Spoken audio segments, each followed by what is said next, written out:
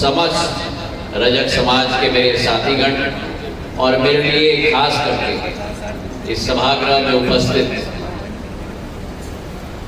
आज के सुंदर दोपहर पे रजक समाज के मेरे भाई बंधु केवल नहीं, मैं तो कहूंगा कि मेरे परिवार के सदस्यगण जो यहाँ मौजूद हैं।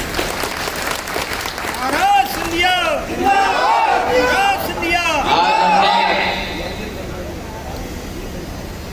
कई वक्ताओं को सुना और मैं बहुत प्रभावित हुआ हूं। हमारे रजक समाज की जो ग्वालियर चंबल क्षेत्र में क्षमता है, केवल सामाजिक वातावरण में नहीं,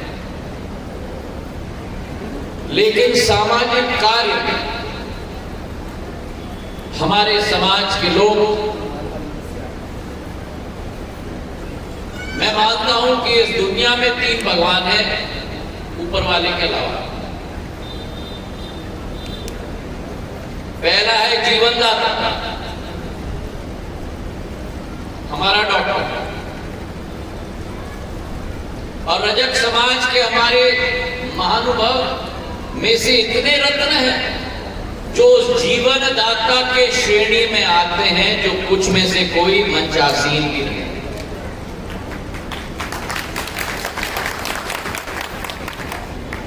आप लोग तो बैठे आराम से बैठे।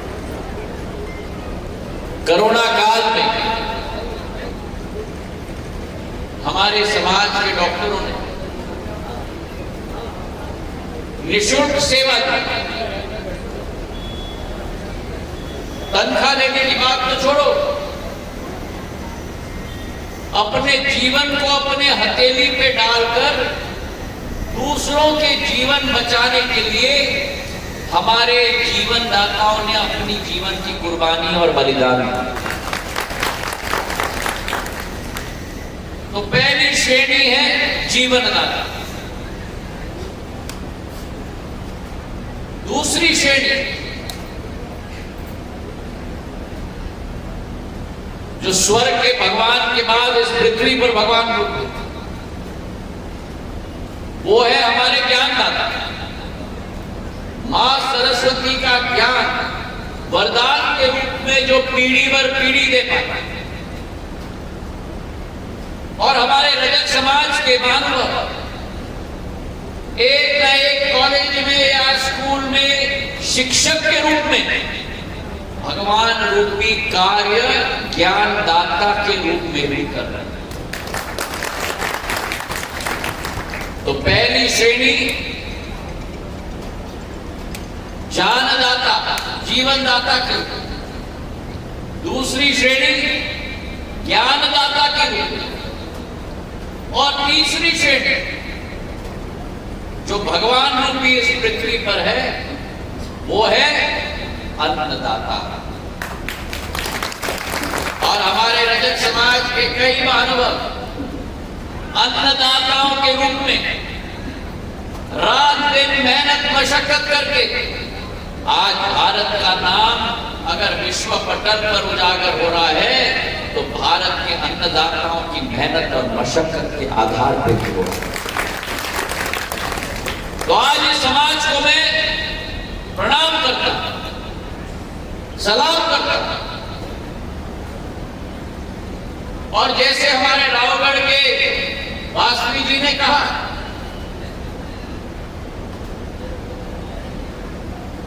केवल एक वक्ता थे जिन्होंने समाज के इतिहास के बारे में बात की।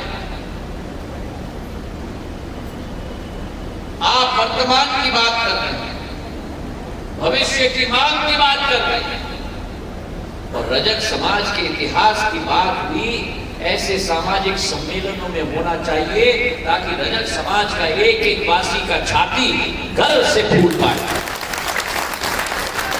बोलो मेरे साथ, नगर सेन महाराज की, नगर सेन महाराज की, नगर सेन महाराज की, माता मरई की, अरे जोर से माता मरई की, माता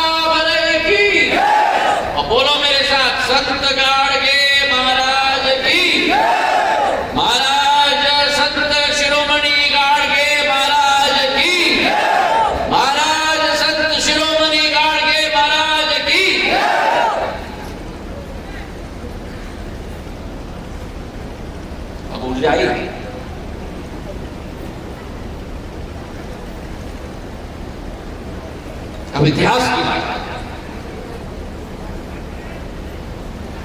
किसी को मालूम है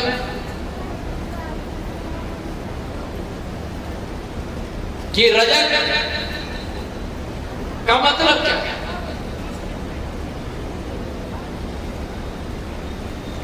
कोई बताए?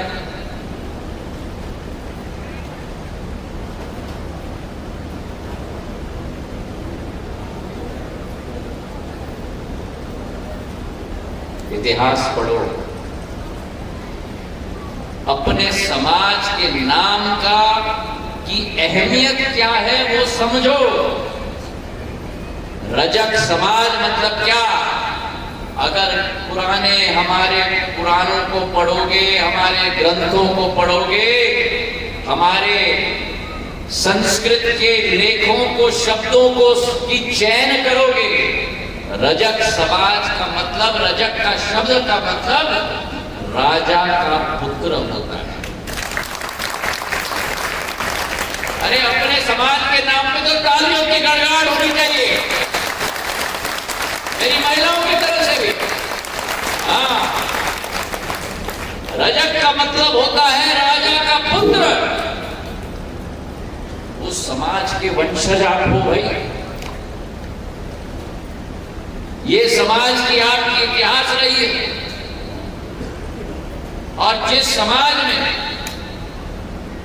महान संत शिरोमणि गाडगे महाराज जी की अहम भूमिका रही हो, और जैसे मेरे पूर्व एक वक्ता ने कहा कि आपके समाज के साथ तो एक पारिवारिक रिश्ता सिंधिया परिवार का बनता ही किया जाता है, और वो इसलिए क्योंकि संत गाडगे महाराज जी भी महाराष्ट्र से आते थे, और सिंधिया परिवार भी महाराष्ट्र के सातारा जिले से आता है।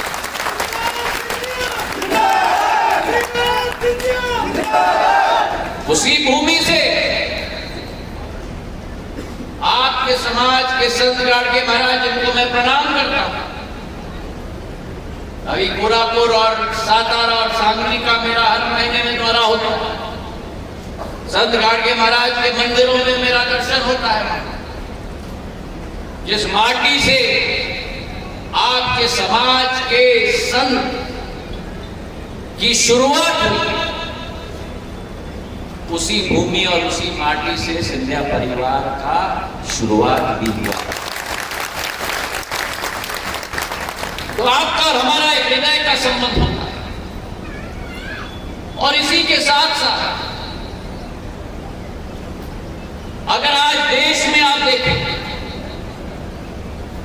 तो बाबा साहब अंबेडकर, महात्मा ज्योतिबा फुले, इन जनसेवकों की श्रेणी में अगर कोई और जनसेवक आता है तो संत गाडगे महाराज जी आता है। आपका समाज एक पूजनीय समाज है भारत में, और ये मत समझना कि आपके समाज में शक्ति नहीं है। कई देशों की आर्थिक शक्ति मजबूत हो सकती है, लेकिन आर्थिक शक्ति सब कुछ नहीं होती। भारत आज शायद अमेरिका की जैसे दूसरे देशों के रूप में आर्थिक शक्ति के रूप में उभरना उस श्रेणी में ना आता हो, लेकिन भारत की आध्यात्मिक शक्ति कोई भी भारत के सामने टिक नहीं पाएगा। और वो आध्यात्मिक शक्ति क्यों है? वो आध्यात्मिक शक्ति संत गाडगे महाराज जैसे समाज सेवकों की वजह से, जिन्होंने समाज सुधार की बात। अरे आपके समाज ने तो रजक समाज को रास्ता नहीं दिखाया, आपके समाज ने तो पूरे भारतवर्ष को रास्ता दिखाया। आप समाज सुधारक हो, आप भारत का मार्ग प्रशस्त करते हो, और जहां रजक समाज में क्षमता है जीवनदाता की, ज्ञानदाता की, अन्नदाता की, समाज सुधारक की, वहीं रजक समाज में पूर्ण क्षमता है वीरों की और वीरांगनाओं की। जब जब भारत में संकट का समय आया है, तब तब दूसरे समाज के लोग बाहर आए या ना आए, लेकिन रजक समाज का व्यक्ति ने आके भारत माता की संरक्षण और रक्षा। और एक उदाहरण मैं आपको देना चाहता हूं। आजादी की लड़ाई में, स्वतंत्रता की लड़ाई में, जब जलियांवाला बाग का नरसंहार हुआ था, उस जलियांवाला बाग के नरसंहार में हमारे क्रांतिकारी नथु धोबी ने उस जलियांवाला बाग का पूर्ण आयोजन किया। और जब जनरल डायर आया सामने, वो खूनी हाथ में बंदूक लेकर, नथु धोबी जी ने कहा, क्रांतिवीर नथु धोबी जी ने, डायर जो करना है सब कर लो, हम ना हटेंगे और हम ना झुकेंगे। ये कहा तो क्रांतिवीर नथु धोबी जी। और जब गोलियां चली तो पहली गोली का शिकार उस जलियांवाला बाग के कांड में अगर कोई हुआ तो हमारे समाज का दूरिया धोबी ने अपने छाती पे पहले गोली। तो ये आपके समाज की क्षमता है। और अगर हम वर्तमान परिस्थिति की बात करें तो वर्तमान परिस्थिति में भी हम समाज के उत्थान की बात कर रहे हैं, हम समाज की प्रगति की बात कर रहे हैं। अरे आपके समाज के व्यक्ति तो, मेरे भाइयों और बहनों, हम टिकट की बात कर रहे हैं, हम राजनीति में मौका की बात कर रहे हैं। अरे आपके समाज के व्यक्ति ने इस देश के राष्ट्रपति भवन में के.आर. नारायण साहब इस देश के राष्ट्रपति बने। उनका एक दिल का रिश्ता मेरे पूज्य पिताजी के साथ रहा था। मुझे याद है बचपन में उनके साथ जो आत्मीयता का संबंध रहा, जब वे सक्रिय राजनीति में और जब राष्ट्रपति बने, तब मेरे पूज्य पिताजी को अपने साथ विदेश के सेशंस के दौरे में भी साथ ले गए। के.आर. नारायण साहब जैसा एक दूरदृष्टिकोणी बहुत बिरला इस देश को मिल पाते हैं मेरे भाइयों में। मैं उनको भी आज नमन करता हूं। तो मेरा कहने का तात्पर्य यह है कि कभी भी मत सोचना कि आपकी समाज में कठिनाई है। मन में है विश्वास, पूरा है विश्वास, और याद रखना हम होंगे कामयाब एक दिन। इसी नारे के साथ हमें आगे बढ़ना होगा। आज मेरे समक्ष मेरे समाज के लोगों ने कई बातें रखी। एक बात मैं स्पष्ट करना चाहता हूं, मैं आपका परिवार का सदस्य हूं। मैं आपका परिवार का सदस्य के रूप में कार्य करके यह संकल्प मैंने लिया है कि ग्वालियर की विकास और प्रगति की पीड़ा, जो सपना ग्वालियर का था, जो ग्वालियर पूरे प्रदेश का सबसे आर्थिक विकसित क्षेत्र था, उस सपने को पूरा करके ही चैन की सांस मिली। और जो हमारे समाज के नेताओं ने, राकेश जी ने, सुरेश जी ने, लक्ष्मण प्रसाद जी ने, अशोक जी ने, विनोद फौजी जी ने बैठे हुए हैं मेरे सामने, मोहन सिंह जी ने, गोपाल सिंह जी ने, राजेंद्र वास्त्री जी ने, बालकृष्ण जी ने, बहुत खुशी हुई मुझे सबकी बात सुनते हुए।